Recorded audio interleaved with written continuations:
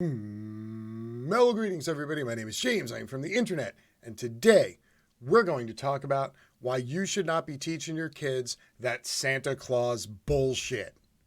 Now, I know you might be thinking to yourself that that seems like an odd topic for me because normally we talk about politics and economics here, but I assure you it all ties together. Now, I could be a generic woketarian here and start playing you generic ass videos and pull up some articles about how Santa Claus is just an evil capitalist creation of Hallmark and Coca-Cola and how he then got hijacked by Macy's so that Santa at the end of the Macy's Thanksgiving Day parade signified the beginning of the Christmas season when you could then go into Macy's and go shopping. Yeah, Santa Claus has pretty much just gotten passed around like a doobie at a biker rally from corporation to corporation to corporation for the better part of the last 70 years or so. Whatever. It's just part of our national identity at this point. But teaching your kids that Santa Claus bullshit is dangerous for a whole different reason. And here's why. Now, I remember being a kid. I know, hard to believe I wasn't born this age. But yes, I was once a young toddler. And of course, I believed in Santa Claus. My parents told me about Santa. You know, you'd write your letter every year to Santa Claus, tell him how good you were, what you wanted for Christmas. You know, parents would take you to the post office. We actually had post offices then, you know, pick you up so you could like take the envelope and put it in the mailbox. Yay, it was like a whole thing, you know, and then Christmas, you know, stockings would be filled with shit. There'd be toys. Ooh, Santa Claus came. Yay.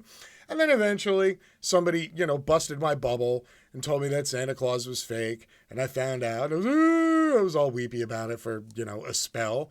And then I moved past it and, you know, then it just became part of the cultural norm. However, it used to be that finding out Santa Claus was fake was the worst thing that could happen after you told your child the Santa Claus lie. But now, for the first time in almost 100 years in America, there is a very real possibility that little Timmy and little Susie not only won't be getting little stuffers in their stockings and presents under their tree, but they could very well be spending Christmas Eve living in the back of a Toyota Corolla with their parents, because government inactivity is once again bringing tens of millions of people to the brink of destruction. And I would have to assume that teaching your kids that Santa Claus is fake is a hell of a lot easier than telling your kids that he's not going to be able to come down our chimney or come to our house because we no longer have a chimney or a fucking house. So now that we've gotten all the Thanksgiving bullshit out of our fucking systems and we're trying to get the orange shit gibbon to take a fucking hike so maybe we can return to, I don't know, pushing the left from the left and getting some kind of policy change done so every other American family isn't starving or homeless before the end of the next year, that would be great.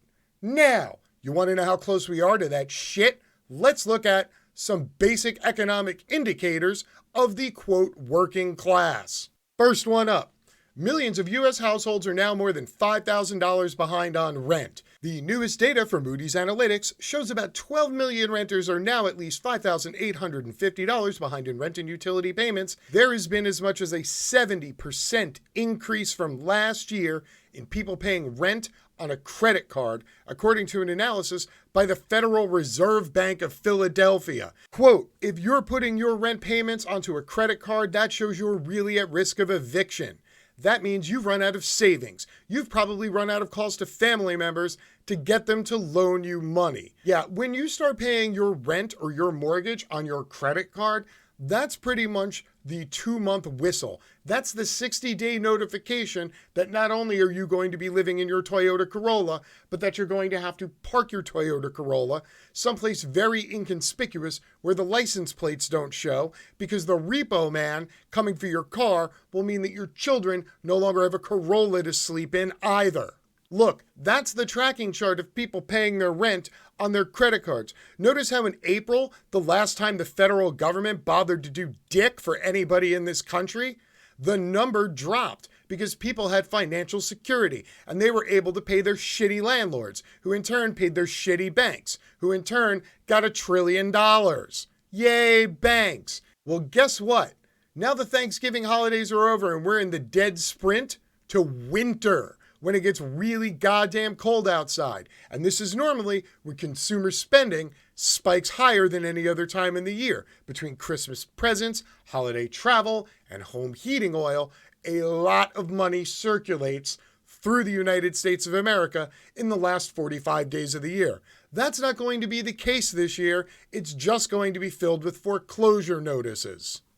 Lead indicator number 2. Nearly 6 million Americans, roughly equivalent to the entire population of Singapore, are threatened by evictions and foreclosures this month.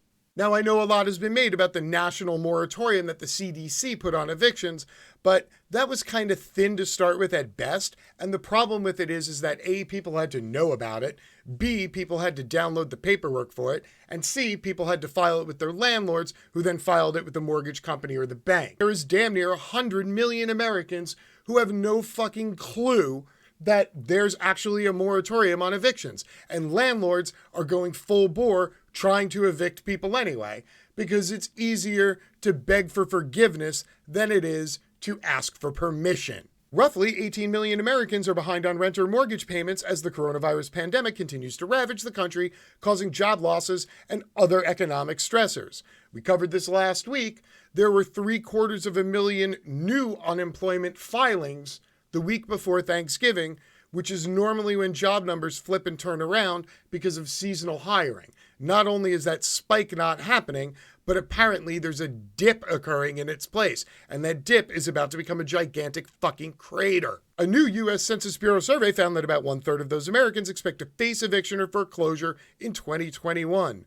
Some unemployment benefits will cease at the end of December, just as eviction and foreclosure moratoriums will end too. The combination could cause a spike in homelessness across the country. Metropolitan areas like New York, Houston, and Atlanta that have more lower-income residents are the most at risk. President-elect Joe Biden has supported stronger federal support for struggling renters and homeowners during the coronavirus pandemic. Well, he's not going to take office until the end of January, and all those eviction notices, I can promise, will be going out on January 1st, post-haste. Landlords desperately want to get more money because if they don't, they get foreclosed on. And the banks desperately want to foreclose on people because then they get to bundle properties and sell them to money market managers and financial capital people on Wall Street who now take properties as parts of large investment portfolios that you can buy shares of because they have tens of thousands of them that are rent generators. The survey found that a staggering 50% of households behind on rent or mortgage payments in Arkansas, Florida, and Nevada thought there was, quote, a strong chance of eviction by early January when certain moratoriums end, i.e. day one. The CARES Act, which was signed into law in March, allowed homeowners to pause mortgage payments for up to a year because of the pandemic, but they could face foreclosure if they can't pay when the law expires. You know, because people who lost their job and have gotten zero fucking assistance from the federal government in January, instead of having to make a $2,000 mortgage payment, are going to have to make a $24,000 mortgage payment. Now, if they didn't have $2,000 a month last year, you're pretty sure they're not going to have $24,000 on January 1st to pay all that back mortgage. So you know what's going to happen? Foreclosure time. Yes, foreclosure. Real estate agents make money. Lawyers make money. Bankers make money. Everybody else loses. Renters could be evicted even sooner. The Center for Disease Control and Prevention's moratorium on evictions is set to end on December 31st.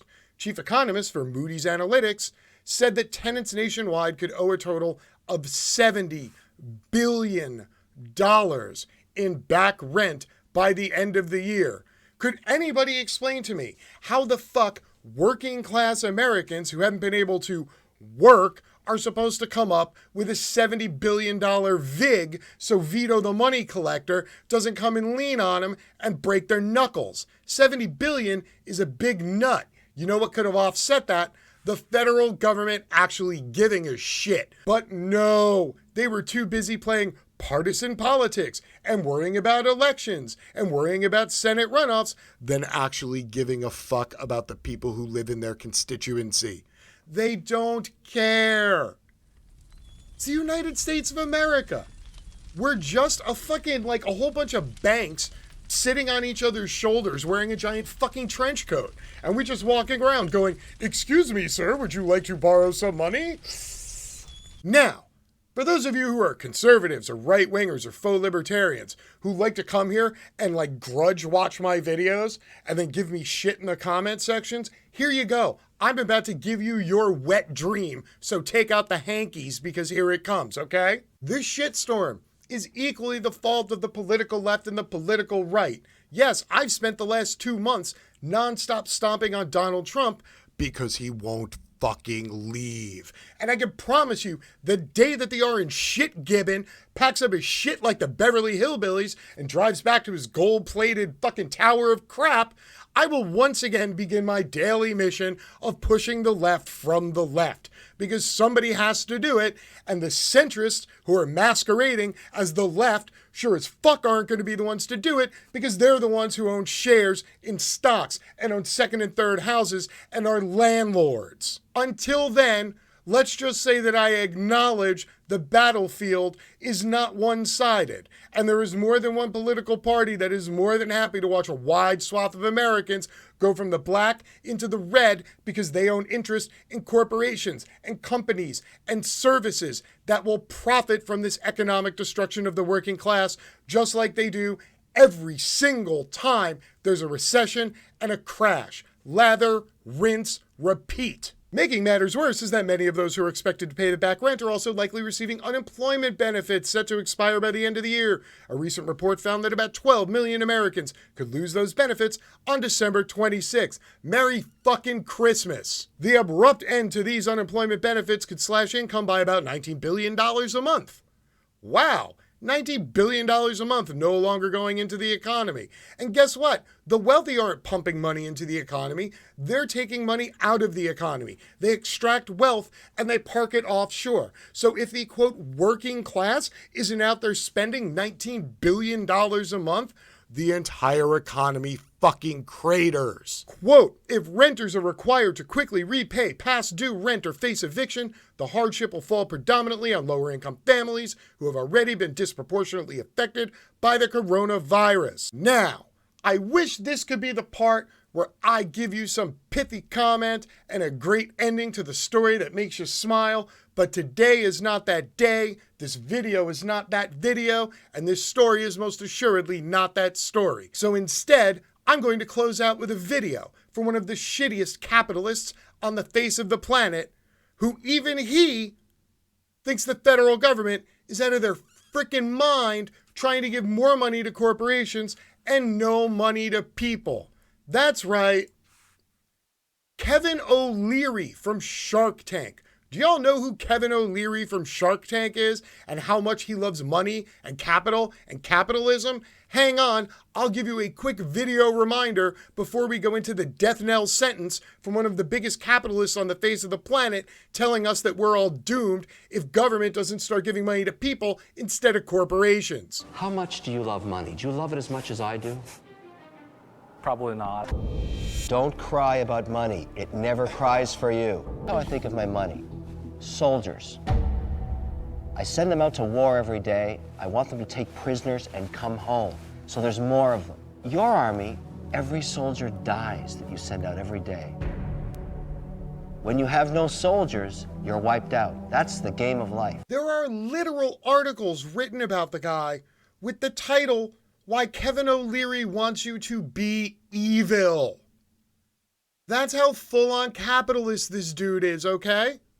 And when the federal government, what's left of it that's acting like it's working, came together, kicked around the idea of a coronavirus relief bill, then they were like, oh, we don't need to give the peasants money. The election's over. They're just going to go, back to their mud huts and their hovels, and they can go back to working the land for us, or whatever the fuck it is they're thinking while they're not passing legislation. But somewhere in the middle of that inactivity, there was discussion about not sending people checks, not expanding unemployment, and just putting more money into the PPP business loan program, which was completely pillaged by fucking large corporations and didn't really help ordinary people very much. Kevin O'Leary chimed in. That guy, okay? Quote, I'm not worried about business in America. I'm worried about people in America. I'd much rather have a stimulus package that gives individual checks or extends unemployment benefits for the next 14 months. Now, I don't know what's going to happen with the transition. I don't know if Trump's ever going to leave. I don't know if Biden's actually going to enter into the White House. Hopefully, things go the way they were going, and at least we get a return to that, quote, semblance of normality. But make no mistake, those same people who are sending you 12 emails a day from Washington, D.C. and begging you for your vote and your money are now once again secure in their seats. And the only way you are going to see any relief from the government is if you push really, really hard, because power concedes nothing voluntarily. So to all y'all out there, my request here is that you start looking out for your neighbors. They're going to need it. And maybe you start working on that shoulder press, because it's time to start pushing really hard. My name's James. I'm from the internet, and I'm out. Peace.